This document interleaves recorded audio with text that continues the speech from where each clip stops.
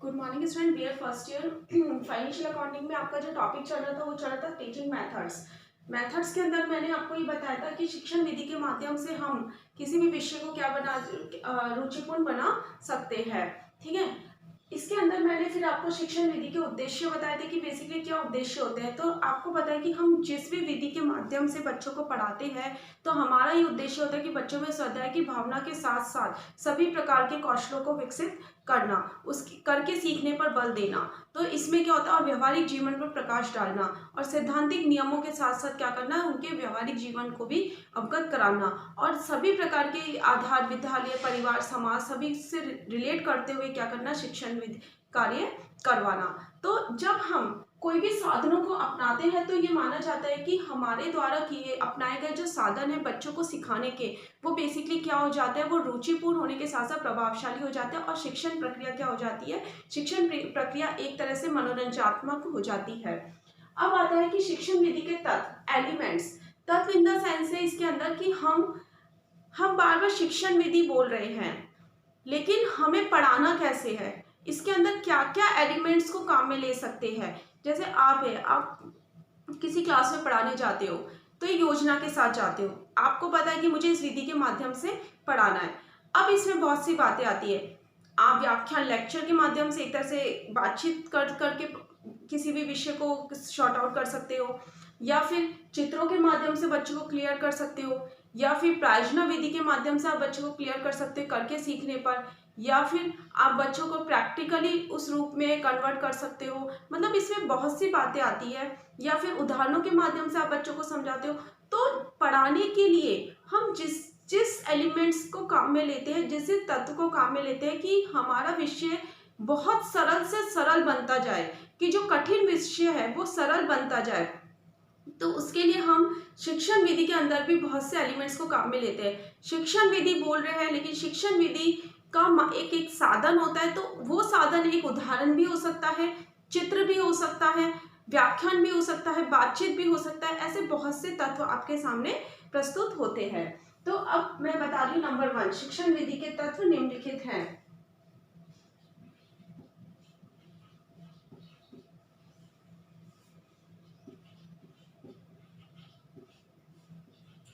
शिक्षण विधि के तत्व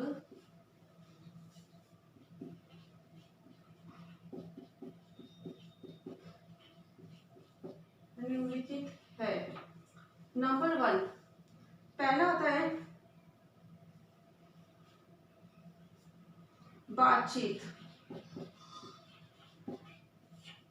पहला आता है बातचीत, टॉकिंग। फर्स्ट नंबर आता है बातचीत। हम देखते हैं कि बातचीत शिक्षण विधि का जो सबसे पहला तत्व और सबसे मुख्य तत्व होता है वो होता है बातचीत, क्योंकि बातचीत करना सबसे ज्यादा इंपॉर्टेंट माना जाता है, क्योंकि बातचीत के अभाव में हम कोई शिक्षण प्रक्रिया क्या मानी जाती है, अधूरी मानी जाती है। बातचीत के अभाव में हम कोई भी शिक्षण कार्य नहीं कर सकते। तो शिक्षण विधि का जो पहला तत्व है वो बातचीत, कि बातचीत के माध्यम से हम बच्चों को पूर्व ज्ञान की और पूर्व ज्ञान से खींचकर नए ज्ञान की और नवीन ज्ञान की ओर अग्रसित करते हैं। उन्हें ये समझने का प्रयास करते हैं कि बच्चों को पहले कौन सी बातें आती है इससे रिलेटेड। तो ये माना जाता है कि बातचीत एक क्या है, बातचीत करना शिक्षण कार्य का सबसे प्रमुख अंग माना जाता है। फिर सेकंड, चित्र।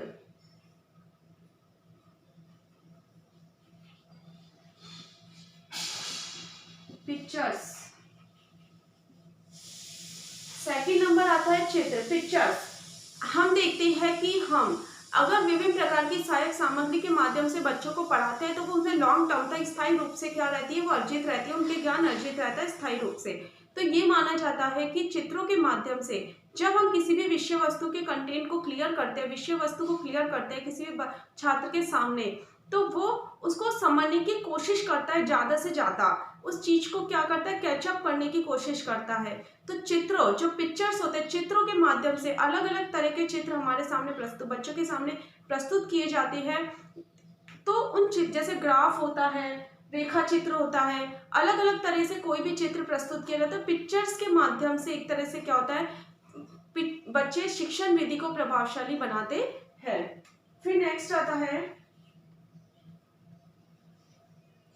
प्रदर्शन,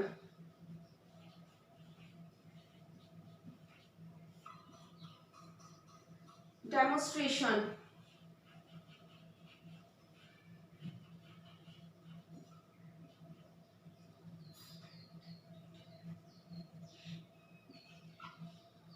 डेमोस्ट्रेशन।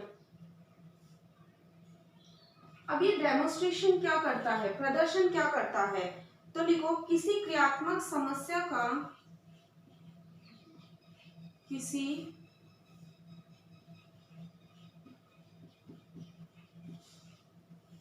क्रियात्मक समस्या का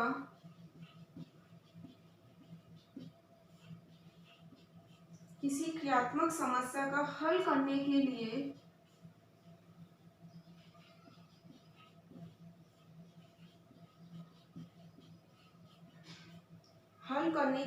शिक्षण विधियों की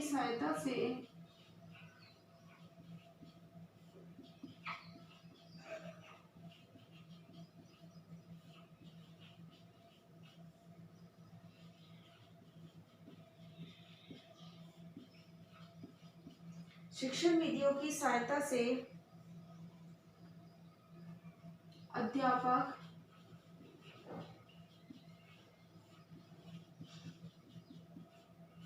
अध्यापक छात्रों के समक्ष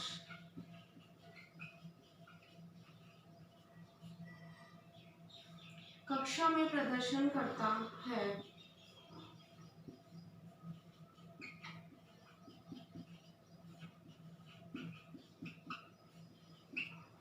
देखो, प्रदर्शन किसी भी क्रियात्मक समस्या का हल करने के लिए कोई ऐसी, आपका कोई इस तरह का कंटेंट है कि आपको क्रियात्मक रूप से मतलब कुछ एक्टिविटी करने के अकॉर्डिंग उसमें क्या हो रहा है, कुछ समस्या का हल निकल के आ रहा है।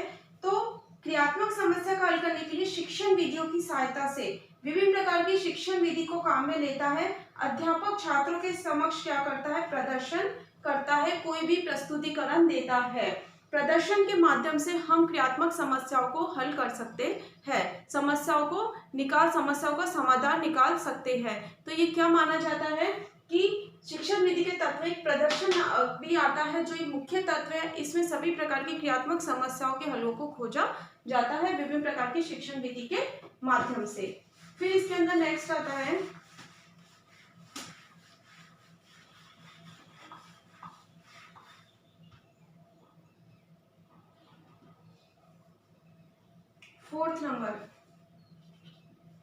फोर्थ आता है हाव भाव, गेस्चरिंग।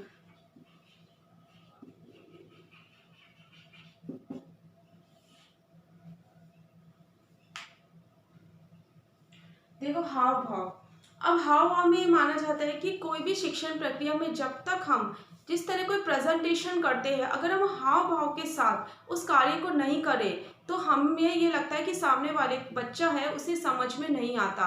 जैसे कोई भी उसकी समस्या है या हम किसी विषय वस्तु को समझा रहे हैं, तो एक प्रेजेंटेशन इस तरह होना चाहिए कि हमारा पूरा का पूरा एक तरह से जो हमारी पर्सनैलिटी है, हमारा जो व्यक्तित्व है वो क्या होना चाहिए, उसके ऊपर मतलब एक तरह से समस्या को समझाने के लिए हमारे व्यक्तित्व को काम में लिया जाना चाहिए, हमारी पर्सनैलिटी को। क्योंकि हम किसी भी चीज़ को समझाते हैं तो एक हाव भाव के साथ जब तक हम नहीं समझाएंगे तब तक बच्चे को वो चीज़ समझ में नहीं आएगी। तो हमारे व्यक्तित्व को निखारने के लिए एक तरह से बताया कि शिक्षक द्वारा कक्षा को व्यवस्थित रूप प्रदान करने के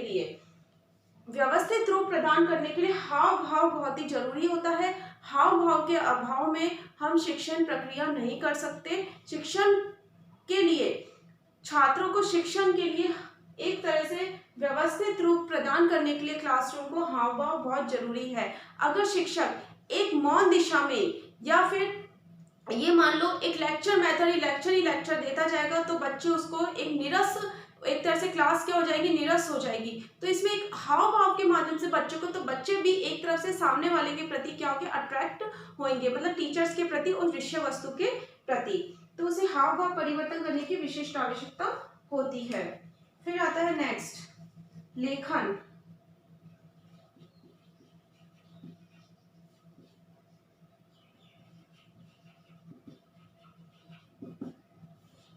राइटिंग।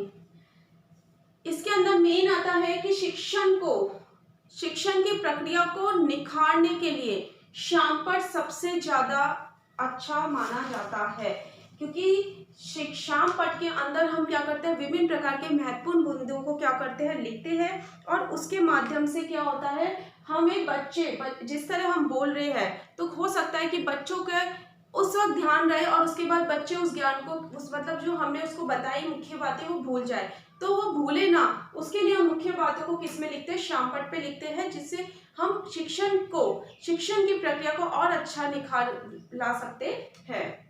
फिर नेक्स्ट आता है पाठन, रीडिंग, पठन।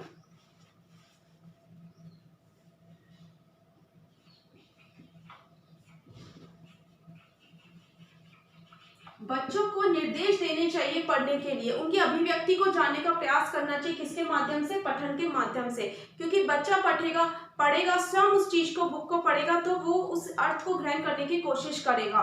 तो वही चीज है, जैसे हमारे अकाउंटिंग फीवर में कोई अकाउंटिंग हमें करनी है, तो अकाउंटिंग में जब हम विधि का काम में लेते हैं, कोई शिक्षण विधि को काम में ले रहे हैं, तो उसके अंदर ये माना जाता है कि जब हम बच्चों को पढ़ाना बता रहे हैं, वो स्वयं उस चीज को, कॉन्सेप्ट को जब वो पढ़ेगा, तो जो अकाउंटिंग फीवर में आएगा, अकाउंटिंग करेगा, तो उसे वो टॉपिक क्या रहेगा, इजी वे में समझ में आएगा। तो पठन के अंदर जैसे व्याख्यान विधि काम में ले सकते हैं, रीडिंग के अंदर हम एक तरह से, तो कौन सी विधि, तो शिक्षण विधि होती है, उसमें ओवरऑल विधि इंक्लूड है।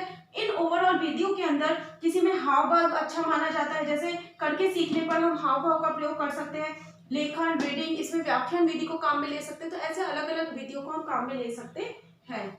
फिर नेक्स्ट आता है निर्देशन, गाइडिंग।